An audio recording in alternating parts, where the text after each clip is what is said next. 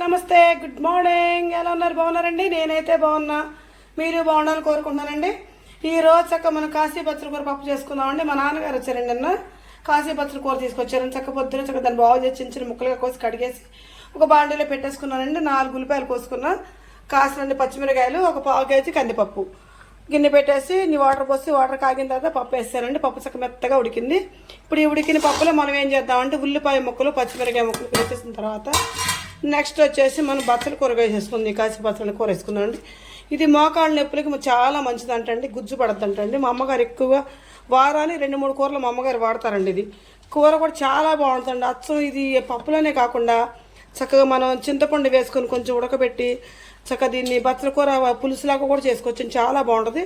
నిన్న గింజలు పంపించారు. నెక్స్ట్ వచ్చే 2-3 వారాల్లో మా ఇంటి దగ్గర మొక్కలు మలిపిస్తాను. నేను బచ్చల కూర పులుసు మీకు చూపిస్తానండి. ఇప్పుడు ఈ పప్పు చక్కగా ఉడికిన తర్వాత చాలా మంచిగా దగ్గరగా అయిపోద్దండి. అయిన తర్వాత మనం పసుపు ఉప్పు వేసుకుందాం, గల్లు వేసుకొని మగ్గిన తర్వాత ఇప్పుడు కారం వేసుకొని లాస్ట్లో కారం అంటే కారం తక్కువగా వేద్దాం, పచ్చిమిరపకాయలు వేసాం కాబట్టి. ఇది మగ్గిన తర్వాత అప్పుడు మనం దాన్ని తాలింపు పెట్టేసుకోవచ్చండి. ఫస్ట్కి అప్పుడు మనం ఏం చేద్దాం, పసుపు కూడా వేసేద్దామండి. పసుపు గల్లు వేసాం అనుకోండి మంచిగా చక్కగా మగ్గుద్దండి. చిన్న మంట మీద ఉడుకుతూ ఉంటుంది. ఈలోపు మన ఇంట్లోకి పనులు మొత్తం చేసేసుకోవచ్చు. చక్కగా బచ్చల కూర పప్పు మంచిగా ఉడికిపోయింది. కొద్దిగా చింతపండు కొంచెం వేసానండి, వేయలేదు అన్నట్టు. బచ్చల కూర పప్పులో కొంచెం పులుపు తగ్గింది అనిపించింది. అసలు అయితే కొంచెం పుల్లగా కూడా ఉంటుందండి. కాశీ బచ్చలు అనేది కొంచెం పులుపు తక్కువ అనిపించింది. కొంచెం జస్ట్ వేసాను, వేదో కొంచెం రెండు కాయలు చక్క తీసేసి వేసానండి. ఇప్పుడు బాండి రెడీగా పెట్టేసుకుని ఉంచుకున్నాను. దానికి కావాల్సిన ఎండుమిరపకాయలు, మరింత కరివేపాకు, చక్క మన చెట్టు కరివేపాకండి, కొద్దిగా వెల్లిపాయ పేస్ట్.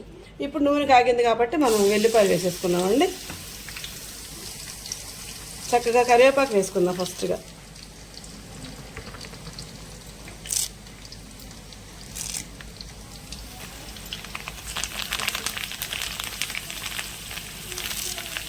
మరింత వేయాలి కదా, దూయటం లేట్ అవుతుంది.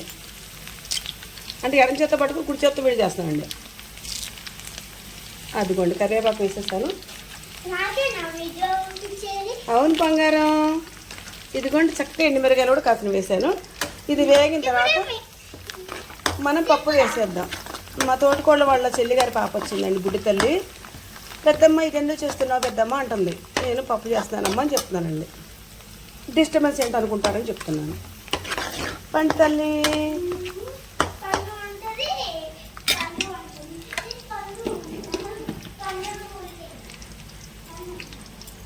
ఇదిగోండి చక్కగా ఈ విధంగా తాలింపు వేగిన తర్వాత అప్పుడు మనం పప్పులు పోసేసుకుందామండి.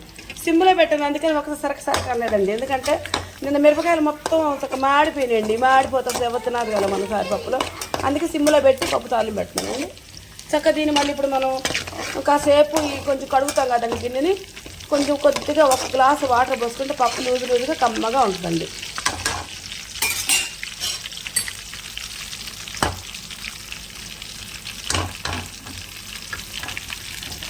ఇదిగోండి నేనైతే ఈ విధంగా చక్కగా తాలింపు పెట్టేస్తాను.